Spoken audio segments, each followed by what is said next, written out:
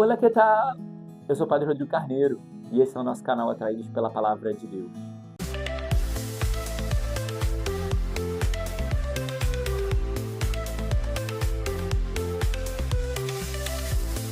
Sejam muito bem-vindos, então, ao nosso canal, a nossa experiência diária com a Palavra de Deus, sobretudo nesse dia maravilhoso, domingo, dia do Senhor, quinto domingo da Páscoa. Domingo, a nossa experiência pascal, mas também de extrairmos de maneira mais concreta aquilo que Deus deseja para cada um de nós, aquilo que Deus tem nos apontado como um caminho para crescermos em santidade e chegarmos ao céu. Nesse quinto domingo especial, eu queria partilhar com vocês, a partir das leituras, sobre a igreja. A igreja, que é esse grande legado que o nosso Senhor deixou, que foi fundada sobre Pedro, né? sobre o discipulado, sobre o apostolado de Pedro. Jesus fundou a igreja e disse que as portas do inferno nunca prevaleceriam sobre ela e que ela permaneceria para sempre. Tanto que o fim da igreja é chegar ao céu. A igreja vai ser elevada ao céu, aqueles que forem encontrados dignamente. Então hoje a gente vai entender um pouquinho disso. O que a igreja faz? Em primeiro lugar, na primeira leitura, a gente vai ver Paulo e Barnabé que vão confortar os seus discípulos. Confortar os seus discípulos de quê? Se você for olhar um pouquinho antes, no capítulo 12, vai dizer que Tiago, irmão de João, havia sido morto por Herodes. Herodes mandou matá-lo à espada. É isso que está escrito lá no capítulo 12. Então, o povo lá de Antioquia, eles estavam muito aflitos, porque Tiago, que eles haviam conhecido, né, ouvido falar, havia sido morto. Então, assim, um dos cabeças da igreja, uma das referências hoje, como os discípulos naquela época representavam como os bispos que nós temos hoje. Imagina o bispo de uma diocese vizinha sua ser assassinado. Era mais ou menos isso que tinha acontecido. Então, Paulo e Barnabé vão àquela comunidade para confortar o coração deles, ajudá-los a entender que a vida da igreja é feita de perseguição. E alguns, especificamente, serão chamados a dar um testemunho de sangue, como o nosso Senhor. Porque o nosso Senhor deu esse testemunho. E para Tiago, quando Tiago pediu lá para sentar à esquerda e à direita, nosso Senhor disse para ele: vocês poderão beber o cálice que eu vou beber? E aí eles dizem: podemos. E ele diz: sim, de fato poderão, mas não agora, mas chegará o momento em que beberão do mesmo cálice que eu. Então nosso Senhor já havia testemunhado, já havia revelado que Tiago também passaria pelo mesmo suplício que ele passou, na doação da vida e no derramamento do sangue. Todos nós, como cristãos, somos chamados a doar a nossa vida. E alguns serão chamados, sim, ao derramamento do sangue, a sofrer o martírio, seja o martírio de sangue ou o martírio branco, como chamamos, né? Que agora a gente já está dentro dessa novena de Santa Rita. Ela viveu um martírio branco, se martirizou na obediência, se martirizou na resiliência, se martirizou no sacrifício da vida pelo marido e pelos filhos, se martirizou no desapego. Então, a vida cristã é feita disso, de desapegos, de abrir mão, né? De deixar, então tudo isso. E alguns, sim, serão chamados ao derramamento do sangue, a dar inteiramente a sua vida. Então, em primeiro lugar, o que a igreja faz? Paulo e Barnabé, como representantes, como colunas da igreja, como responsáveis pela igreja, vão àquela comunidade para consolar. Então, nós vamos entender, em primeiro lugar, que a igreja, ela consola os seus filhos. Ela não nos deixa abandonados. Paulo e Barnabé poderiam ter, eles vão, daqui a pouco passa. Às vezes a gente faz isso, né? Daqui a pouco passa. Paulo e Barnabé não fizeram isso, mas eles foram até lá para consolar aquela igreja que estava sofrendo, aquela comunidade. E aí nós vemos essa figura materna da igreja. O que a igreja faz? A igreja, como uma mãe, consola seus filhos, consola os que choram, consola os que perderam, consola os que não têm, estende a mão para os que não têm o que fazer, o que comer, estende a mão para os desabrigados, né? A igreja tem falado muito, o Papa Francisco falava muito sobre isso, sobre o cuidado e atenção com os refugiados. Então, olha a igreja como mãe, consolando aqueles que estão desterrados, que estão sem terra. A igreja olha para os pobres, não podemos perder a atenção a eles, porque não tem onde morar. Então, a igreja é essa mãe que consola, que acolhe, que traz para perto, que carrega nos braços, que leva nos ombros.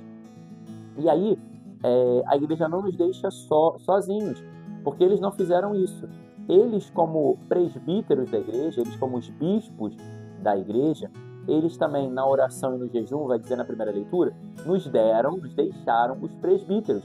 Fizeram sacerdotes para aquelas comunidades, para que ali permanecessem e pudessem cuidar e direcionar daquela comunidade. Então, vamos dizer, eles, como bispos, tinham responsabilidade de uma comunidade, como uma diocese, criaram agora sacerdotes, presbíteros, para que pudessem cuidar de pequenas partes do povo da comunidade, como se fossem as paróquias. Então olha tudo isso surgindo ali no 15º capítulo dos Atos dos Apóstolos, essa estrutura vai aparecendo.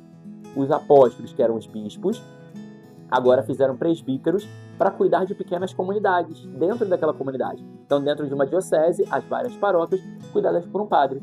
E é isso, nós vamos vendo que a igreja sempre cuida do seu povo. A igreja cuida de cada um de nós, porque ela nos dá os ministros, os sacerdotes, para cuidar de cada um de nós. Esses homens que são fracos,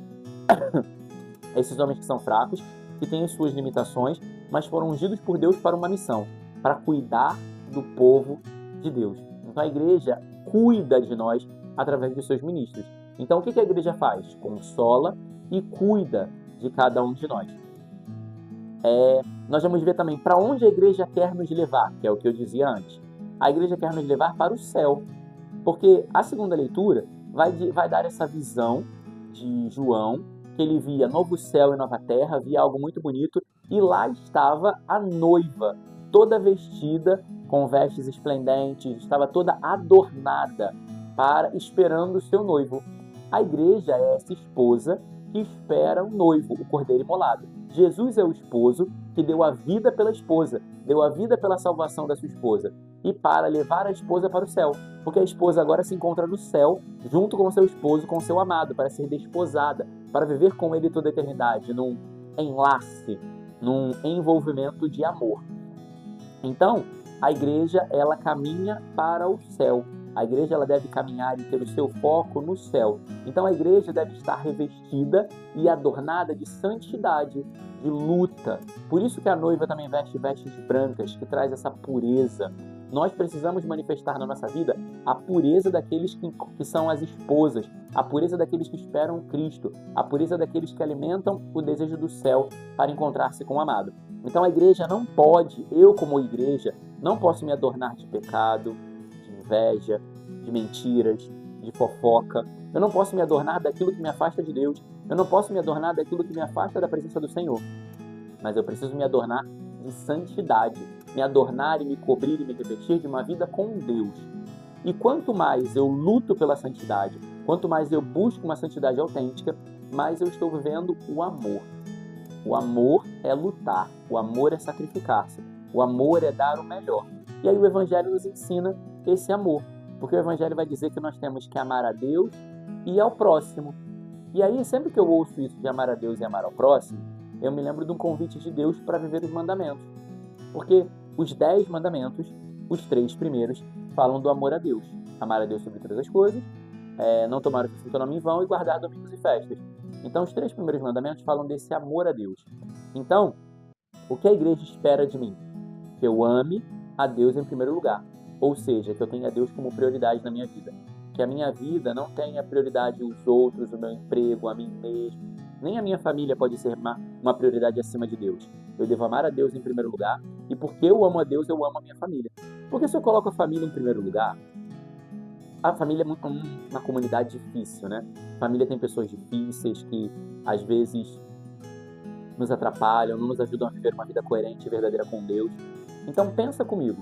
Se eu coloco a minha família em primeiro lugar e tem alguém que é chato, que é difícil, que não corresponde ao amor, que não me agradece, que não faz nada por mim, eu começo a desanimar. E eu começo a não querer amar, começo a querer ir embora, começo a querer sair, começo a querer fugir. Agora, se eu coloco a Deus em primeiro lugar e amo a minha família porque eu amo a Deus, Deus nunca vai mudar, Deus nunca vai ser chato, Deus nunca vai desistir de mim. Então eu também não desisto da minha família porque eu amo a Deus em primeiro lugar. Então, em primeiro lugar, a minha família. Zero para ele. Em primeiro lugar, a Deus. E eu amo a minha família porque eu amo em primeiro lugar a Deus.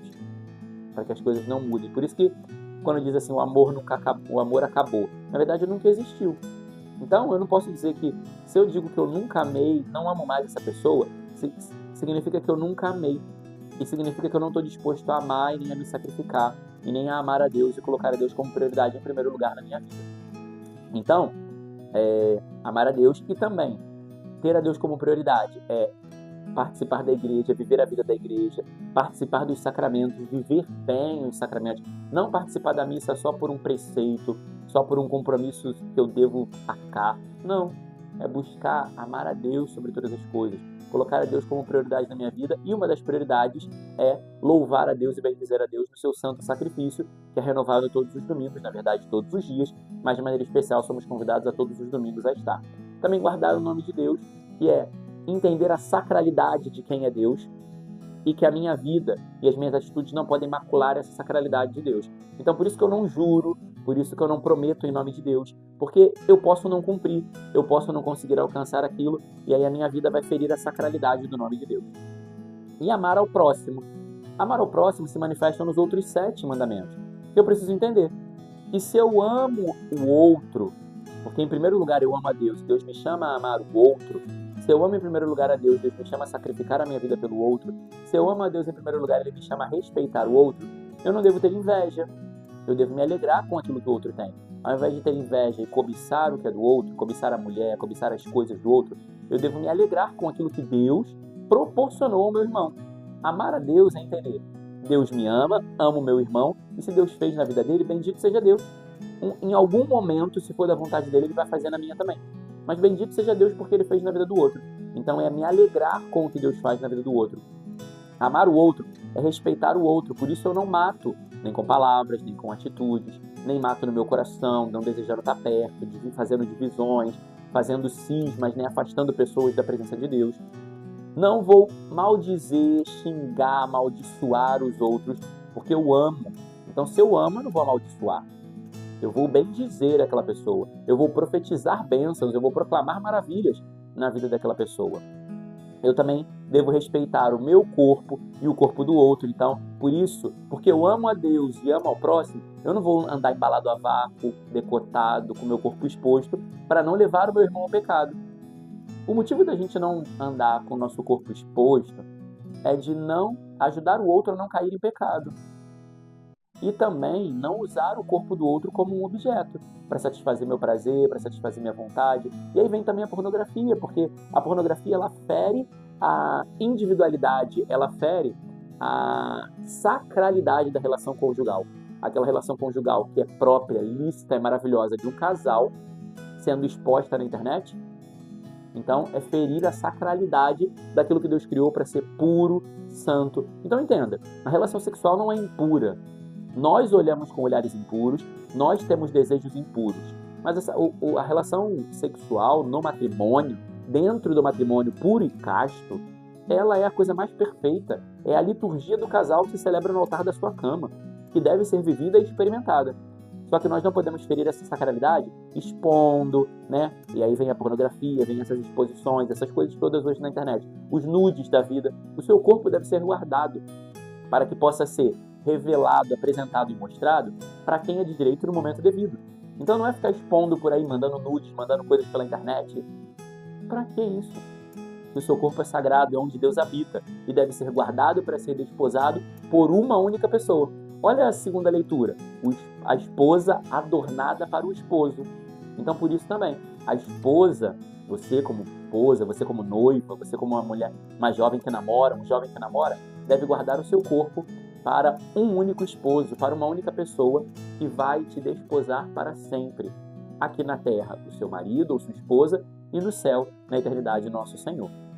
Também, eu não vou querer pegar aquilo que é do outro, tomar aquilo que é do outro, tirar aquilo que é do outro, maldizer as pessoas, criar ideias nos outros de que aquela pessoa é mal, que aí é a maledicência, né? Tirar o direito da pessoa de boa fama. Tudo isso são contrários ao amor. Porque se eu amo, eu quero que o outro seja abençoado e deve ter o direito de ser louvado, né? Bendito, né? Deve ser bendito. Todas as pessoas devem ter o direito à boa fama. Então, eu tenho que tomar cuidado para que com as minhas palavras eu não fira esse direito do outro, que tem o direito de boa fama. Então, o que a igreja espera de mim? Que eu viva o amor. Como? Buscando a santidade e não ferindo o amor para com os meus irmãos, como acabei de dizer. Então, queridos, busquemos a santidade, busquemos essa experiência do amor, para que a vontade de Deus, que é a santidade, que é nos levar para o céu, para a eternidade com o Senhor, aconteça na nossa vida. Permitamos com que essa graça gloriosa de Deus, da santidade, invada o nosso coração, que é uma obra do Espírito Santo, para que possamos crescer no amor ao Senhor e fazer todos os dias a sua vontade. Louvado seja nosso Senhor Jesus Cristo, para sempre seja louvado.